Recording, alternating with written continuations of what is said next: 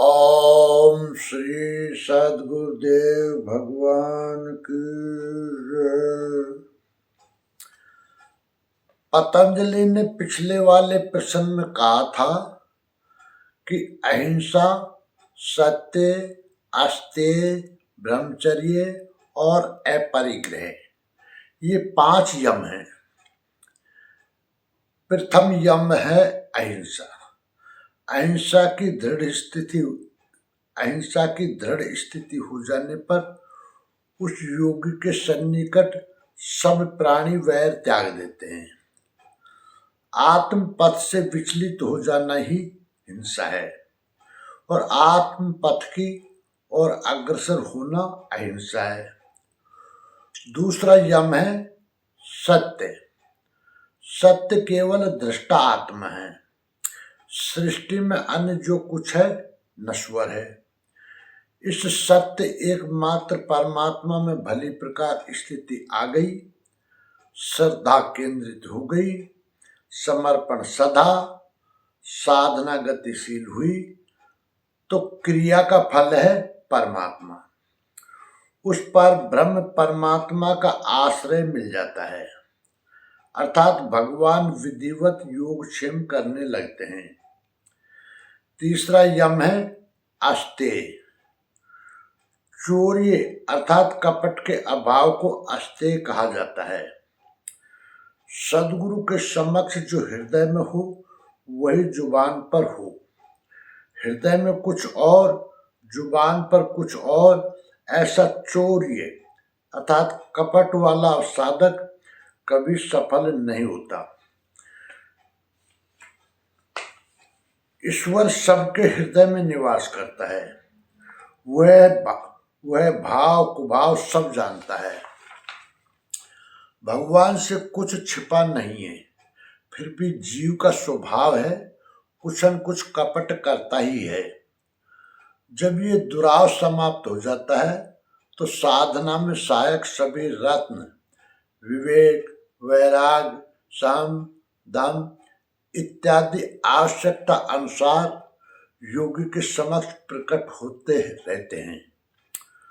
चौथा यम है ब्रह्मचर्य। कुतर्क शांत होता है ब्रह्माचरण से। मन सहित इंद्रियों को समेटकर ब्रह्म चिंतन में लगने से।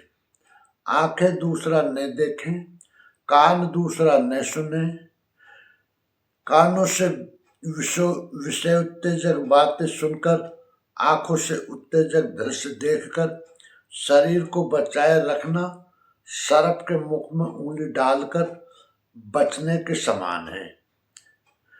ब्रह्माचरण से सतत चिंतन से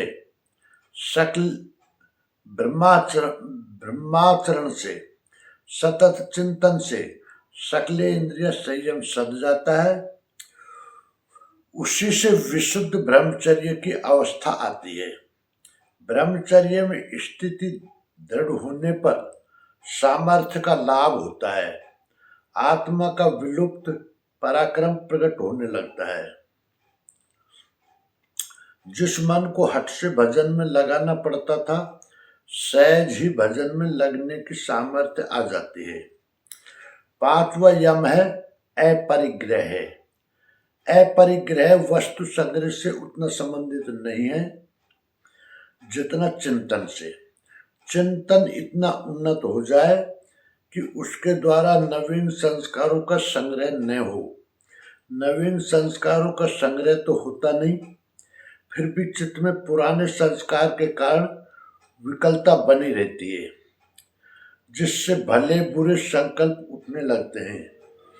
उस अवस्था में साधक को ये ज्ञात हो जाता है कि पूर्व जन्मों के कितने संस्कार शेष थे, उनका निदान और कब तक उनसे निवृत्ति होगी, इसका ज्ञान हो जाता है। अब प्रश्न है कि 5 नियम क्या हैं?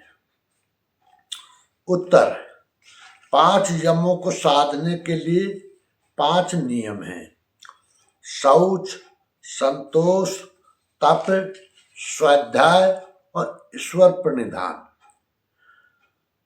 इन पर बताते हुए पहले महर्षि साधनपाद के सूत्र 40 में शौच पर कहते हैं, शौचात् स्वांग जुगुप्सा परे रसंसर्गे। योग दर्शन 2/40। शौच के पालन से अपने अंगों में वैराग्य और दूसरों से संसर्ग न करने की इच्छा बलवती होती है। शौच का अर्थ शरीर की सज्जा, केश विन्यास या प्रसाधन नहीं है। इससे शरीर के अंगों के प्रति वैराग्य की भावना का उदय नहीं होता, प्रत्युत ये ममत्व का ही परिचायक है। कुछ लोगों ने दिन में कई बार स्नान इत्यादि को शौच की संज्ञा दी है, किंतु संतों ने कायिक स्वच्छता को बहुत महत्व प्रदान नहीं किया। पानी ले ले, साबुन ले ले, मलमल काया धोई, अंतर घट का दाग न छूटे, निर्मल कैसे हुई। भजन मन से होता है, ये मुख्यतः मानसिक क्रिया है। शरीर को सजाने संवारने से इसका प्रयोजन नहीं है। हमारे गुरु महाराज 6-6 महीने 1-1 वर्ष तक स्नान नहीं करते थे। सदा श्वास में सूरत लगाकर बेगम अर्थात निश्चिंत रहते थे। कोई पूछता तो वे कहते, जब कोई कष्ट नहीं है, नहाने धोने में अकारण समय क्यों नष्ट करें। फिर भी देखने से अनुमान भी नहीं होता था कि इन्होंने स्नान नहीं किया। शौच का अर्थ है मन की शुद्धि, जिसके पालन में अंतःकरण की पवित्रता, मन, दृष्टि, श्रवण, वाणी इत्यादि सर्वत्र पवित्रता आ जाए। शरीर का भान ही न रहे, सूरत चिंतन में लगी रहे। इससे स्वांगों में विरक्ति आ जाती है और परे संसर्ग, दूसरों के संसर्ग से दूर रहने की क्षमता आ जाती है। पूज्य महाराज जी जब चिंतन में बैठते थे, कोई आकर उनके पास बैठता, पूज्य चरण बतलाते थे, मन करता था कि ये कितना शीघ्र उठकर चला जाता। क्रम से लोग दूर होने लगे, दूसरों से असंग रहने की प्रवृत्ति जागृत हो जाती है, अपने अंगों में वैराग्य हो जाता है। स्नान किया है या नहीं भान ही नहीं रहता। शौच से कुछ अन्य क्षमताओं का विकास भी होता है। महर्षि साधनपाद के सूत्र 41 में कहते हैं, सत्व शुद्धि सौमनस्य काग्रैन्द्रिये जयात्म दर्शन योगे त्वानि चय। योग दर्शन 2/41। और इसके अतिरिक्त अंतःकरण की शुद्धि, मन में प्रसन्नता, चित्त की एकाग्रता, मन सहित इंद्रियों का वश में होना और आत्म साक्षात्कार की योग्यता आ जाती है। अंतःकरण शांत और चिंतन में प्रवाहित होने की क्षमता वाला हो जाता है। चिंतन में अनुरक्ति देखकर मन में प्रसन्नता बढ़ती है। चित्त की एकाग्रता, अंतःकरण में निर्मलता आ जाती है, क्योंकि अंतःकरण की धुलाई ही शौच है। अब महर्षि दूसरा नियम संतोष पर साधनपाद के सूत्र 42 में कहते हैं, संतोषादनुत्तम सुख लाभ है। योग दर्शन 2/42। संतोष से सर्वोत्तम सुख का लाभ होता है, जिससे उत्तम कोई सुख नहीं है। ऐसा सुख मात्र परमात्मा में है। संतोष की पराकाष्ठा में उन प्रभु से तोष मिलने लगता है, जो आनंद सिंधु सुख राशि, सी करते तरलोक सुपासी। रामचरितमानस 1/196/5। भगवान आनंद के सिंधु हैं, सुख की राशि हैं। इस आनंद सिंधु की एक बूंद से त्रिलोक तृप्त हो जाता है। परिस्थितियों से समझौता संतोष नहीं है। संतोष से कामनाओं का नाश हो जाता है, क्योंकि जब सम उस परमात्मा का तोष मिल गया तो कामना भी किसकी करें। आगे ऐसी कोई सत्ता नहीं जिसकी स्पृहा हो सके। अब महर्षि तप का सर्वोपरि परिणाम साधनपाद के सूत्र 43 में बताते हैं। काये इंद्रिय सिद्धि शुद्धि क्षय पसे।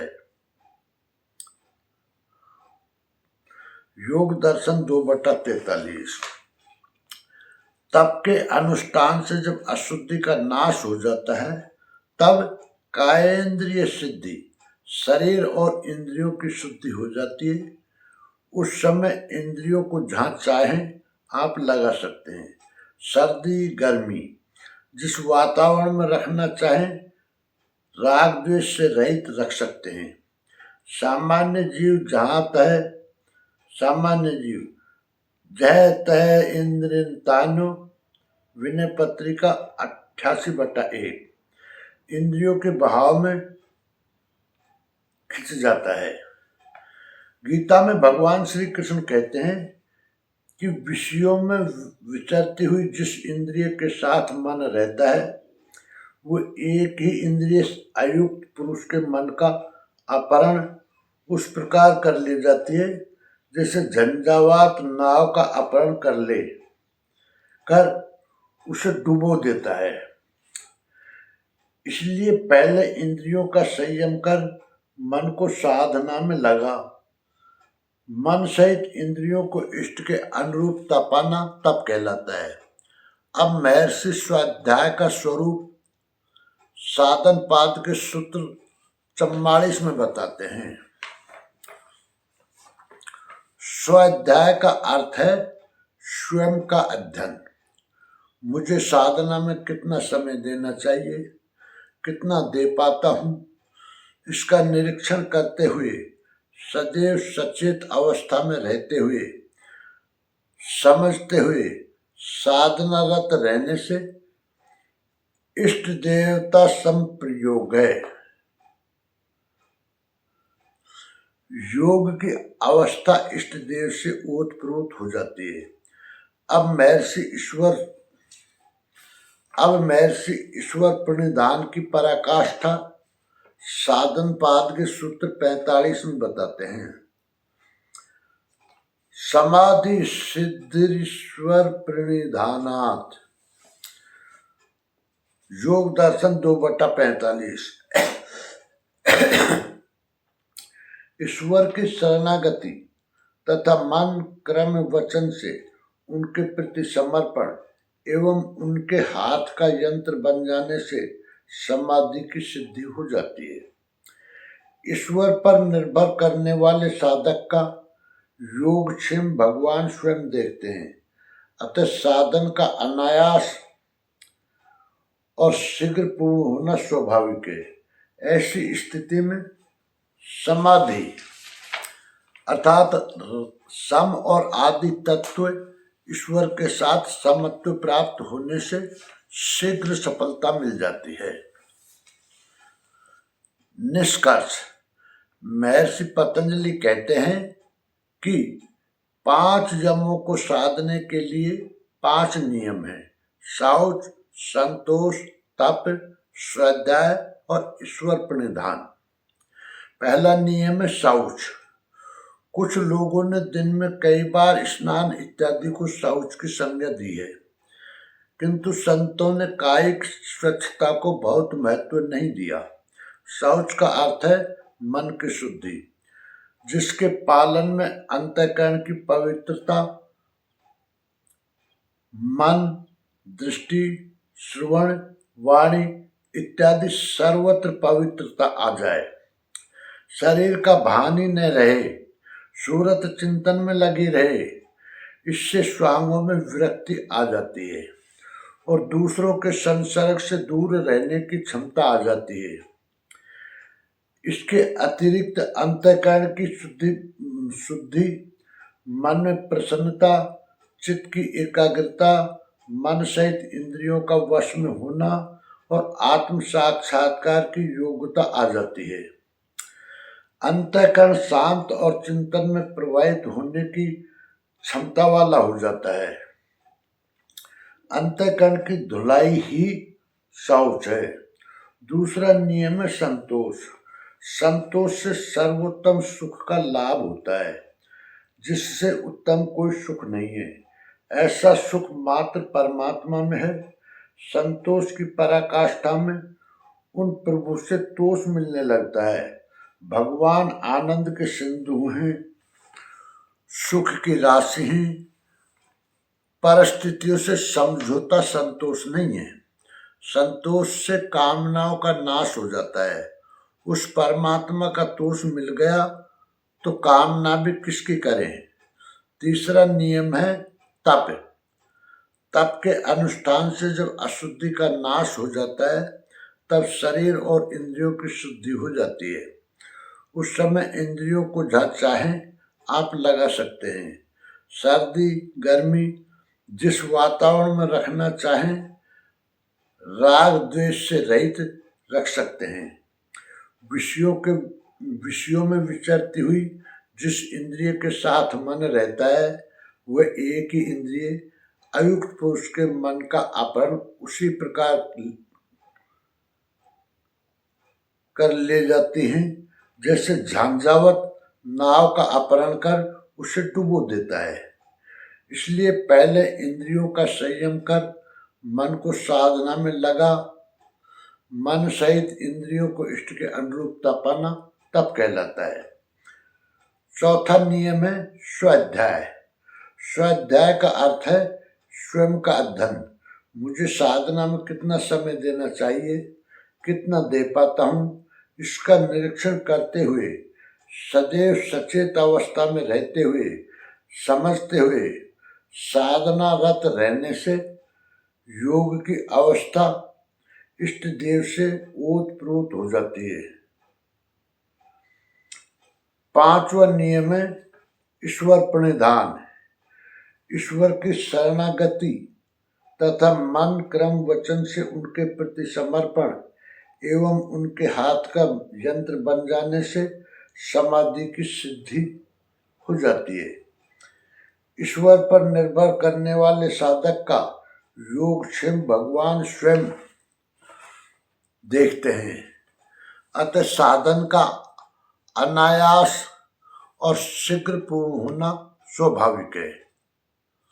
ऐसी स्थिति में समाधि अर्थात सम और आदि तत्व ईश्वर के साथ समत्व प्रदान होने से शीघ्र सफलता मिल जाती है।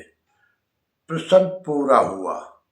पूर्ण जानकारी के लिए देखें परम पूज्य योगेश्वर स्वामी श्री अर्गड़ानंद जी महाराज द्वारा महर्षि पतंजलि कृत योग दर्शन की प्रत्यक्षानुभूत व्याख्या। ओम श्री सद्गुरुदेव भगवान की जय।